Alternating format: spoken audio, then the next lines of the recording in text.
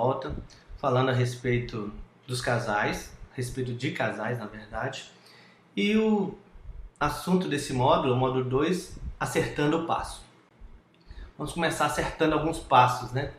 Cada pessoa com a sua individualidade tem potencialidades, limitações, são pessoas diferentes, mas agora juntas no enfrentamento de uma nova realidade.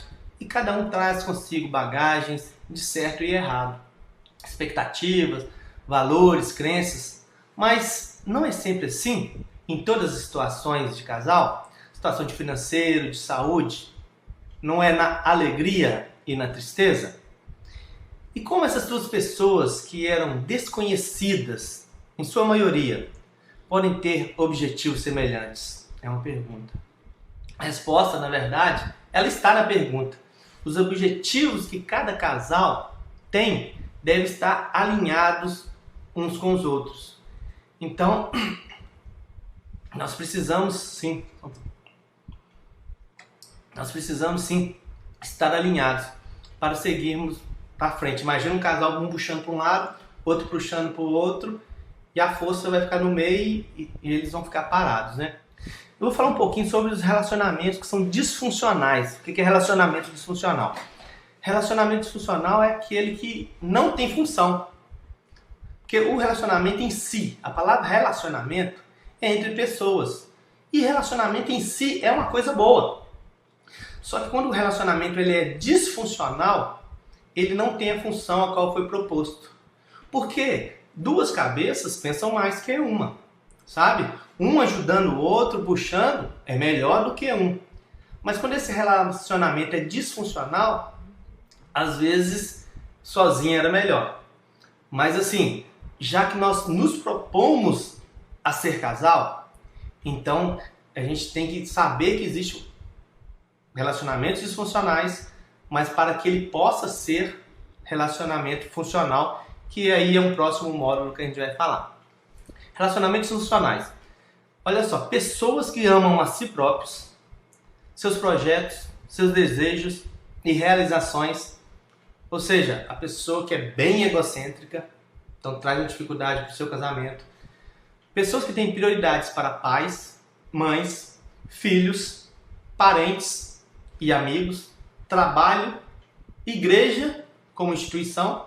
Tem pessoas que falam assim, olha, agora eu vou me dedicar à igreja e vou deixar minha esposa em casa e vou viajar. Vou deixar meu filho com uma necessidade e vou resolver os problemas da igreja. Tá certo isso? Não tá certo. Tem que ter um equilíbrio. Agora eu vou trabalhar. Vou trabalhar numa cidade longe. Às vezes até uma certa fuga, né? Tá com problema em casa, tá com problema com a esposa, tá com problema com o filho. Vou trabalhar longe. Não estou julgando quem trabalha longe, não. Mas às vezes acontece isso. Dá prioridade a pai, a mãe. Esquece o esposo ou a esposa em casa. Tá certo? Não tá certo. Então, a prioridade é a sua família. Seu esposo, sua esposa, seu filho. Casais que não se amam. É difícil falar isso, mas existe. Então, assim, se não se amam, a coisa não anda, né? Casais que deveriam estar mais fortes pelos muitos embates que eles tiveram, sabe? Passou enfermidade, passou dificuldade financeira, passou problema de saúde, está passando agora esse furacão, esse terremoto, mas em vez de estarem mais fortes, estão mais desgastados. Em vez de eles estarem juntos para seguir em frente, cada um está virado para a parede. Está desgastado. Não dialogam, não se abrem, não expressam seus sentimentos, não conversam. Vai dar bom isso aí? Vai não. Casais disfuncionais. Outra coisa terrível, espelhar em relacionamento de mídia. Sabe aqueles filmes lá que o mocinho, a mocinha fica beijando debaixo de uma cachoeira 10, 15 minutos? Não existe. Sabe? Vão pegar hipotermia naquela cachoeira. Isso não existe. Muitos até se enganam.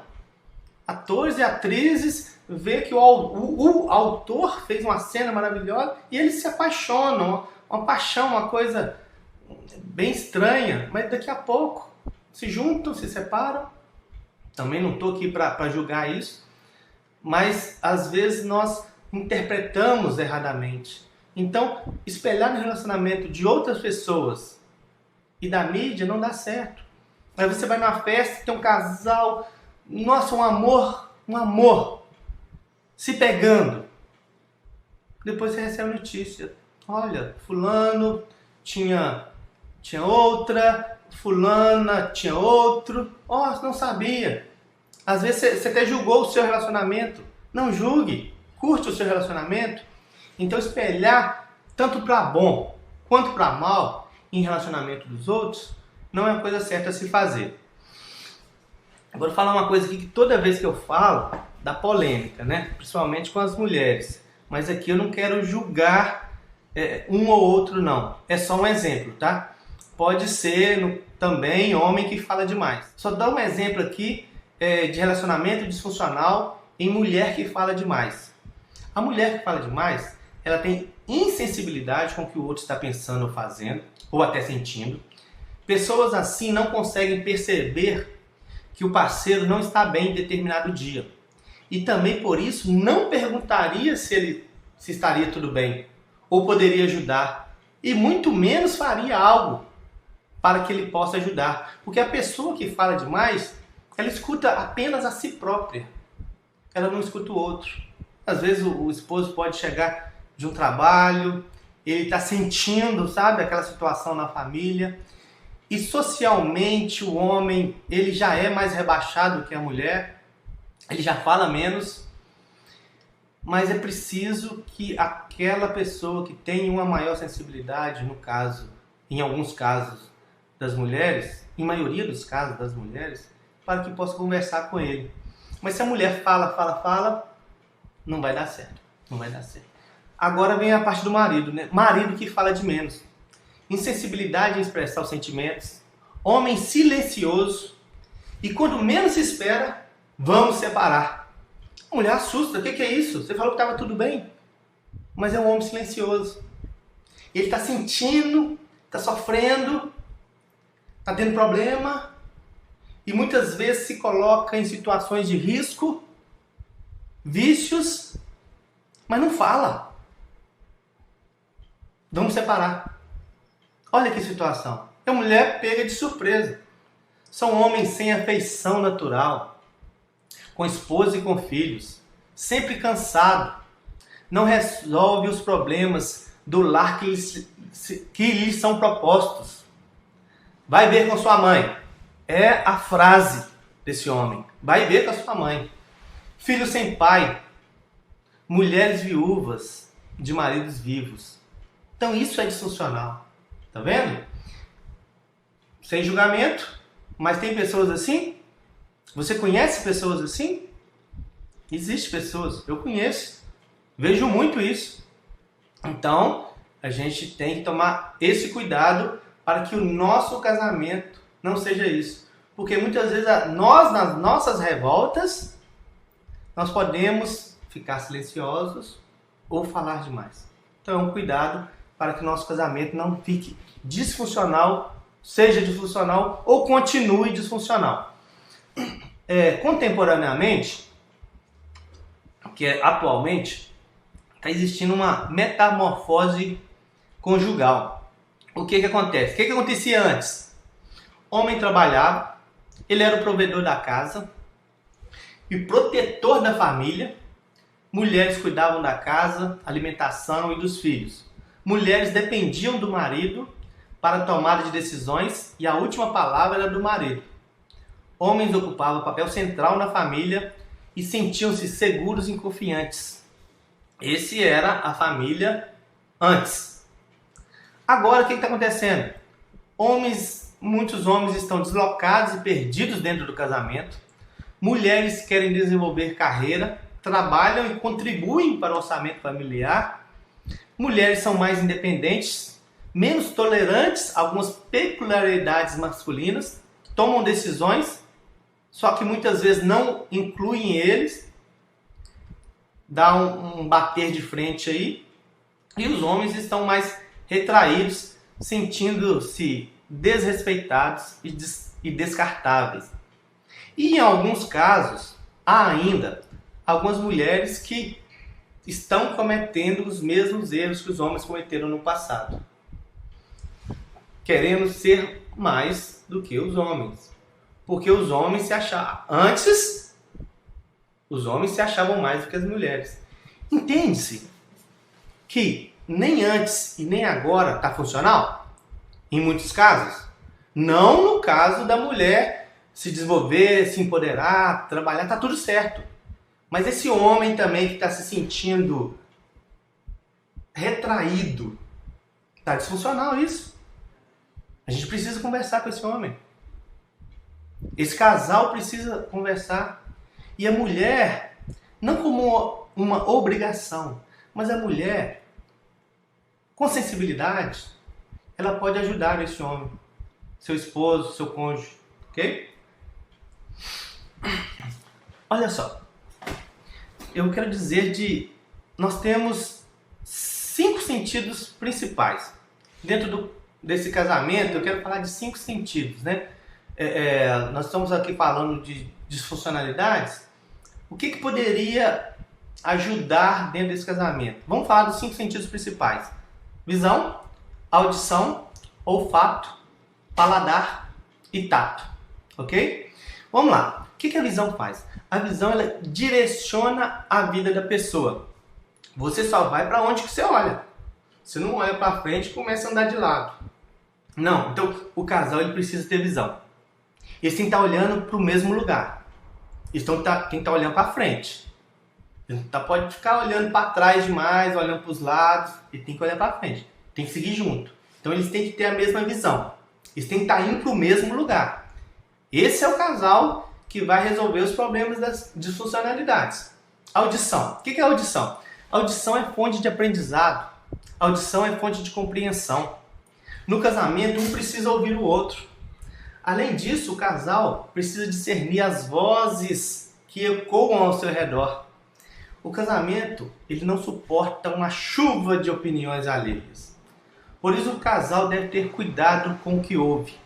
Imagina escutar muitas vozes, vai ter muitas compreensões, vai aprender muitas coisas que não funcionam para o seu casamento. Então, primeiro, o que o casal tem que fazer? Escutar um ao outro. Então, a audição é importante dentro do casamento. O olfato, olha que interessante. O cheiro é algo invisível, mas o ambiente, ele pode determinar se alguma coisa está boa ou não. Já viu aquela expressão assim, isso não está me cheirando bem? Imagine você está com um problema com seu filho e tem aí uma cura de uma medicina integrativa, quântica. O que vai acontecer? Você vai procurar aquilo? Você viu no Google? Isso não está me cheirando bem. Às vezes quem vai te falar isso vai ser seu esposo. Às vezes quem vai te falar isso vai ser sua esposa. Então é preciso a gente cheirar o ambiente, analisar. E como? Juntamente. Sozinho, às vezes, a gente comete mais erros. O paladar. O paladar fala do sabor das coisas. Cada um tem um gosto particular e esse gosto permite o casal escolher o que é melhor para o seu relacionamento. Então, e o que sai do paladar? Vem da boca, né? O gosto. Olha que gostoso, que coisa boa. Só que tem palavras que amargam o relacionamento. Tem palavras que amargam a convivência. Pensa bem, tem pessoas que 10, 20 anos guardam aquelas palavras lá de trás. O esposo fala uma coisa que não devia ter falado. Então, assim, palavras positivas de afirmação não seria coisa ótima? O esposo, às vezes, ele eu te amo, assim, parece que tem um arame farpado na garganta. Eu te amo. É uma dificuldade. Imagina ter palavras, olha, você está bonita, você tá assim, tá cheiroso. É difícil, tá desgastado. Passa-se o tempo, tá preocupado com outras coisas. Então, o paladar dá o gosto das coisas e dá o gosto do seu relacionamento. O tato. O tato é a capacidade de ser sensível. E a grande maravilha de ser sensível é você ter empatia. Sentir o mesmo sentimento do outro. Tato, você sentir. Imagina você sentir o sentimento do outro. Sentir que sua esposa está triste. Sentir que seu esposo está frustrado. Sentir o sofrimento para que possam conversar e a coisa se resolver. Existe uma doença que há muito tempo atrás era a lepra, né? Hoje é a hanseníase. O que ela fazia? Ela iniciava com a mancha e você começava a perder sensibilidade naquele lugar. Então, a falta de sensibilidade é uma doença. Se eu estiver preocupando só comigo, eu preciso preocupar comigo, mas só, e não preocupar com o outro também, é falta de sensibilidade. E qual que é o maior sentimento de todos? Para acabar com essa falta de sensibilidade? É o amor. Então os casais, eles precisam se amar. E assim nós terminamos esse segundo módulo sobre casais funcionais. Terminando com a nota mais positiva. Ok? Até a próxima.